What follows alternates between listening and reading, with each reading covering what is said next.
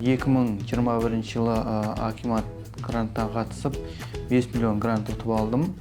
Бұл грантқа қатысудағы басты мақсатым осы ашқан кәсібімді ары қарай дамыту. Грант алғаннан кейін біздің бизнесіміздің жағдайы біршама есе жақсарды. Неге десеңіздер, біріншіден біз командамыздың санын көбейттік, яғни жұмысшылар 2-3 адамды жұмыспен қамтыдық. Сонымен қатар өнімді заманға сай бейімдеп, дизайн өзгертіп, сапасын жаңартып, толықтырып деген сияқты, дамытып деген сияқты.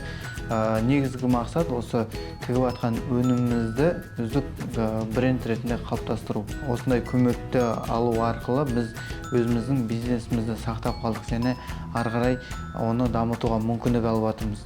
Сондықтан да бұл ары қарай бір сөз айтқанда аяқтан тұрып кетуге, бизнестің ары жүріп кетуіне өте үлкен септігін тигізіп жатыр. Кез келген кәсіп бастаймын деген азаматтар мен азаматшалар үшін айтарым, әр адам өзі мақсат қою керек және өзіне сену керек. Ары қарай өзінің қолынан келетін ісін осындай мемлекетке көрсету арқылы мемлекеттен кез келген қолдау алуға болады.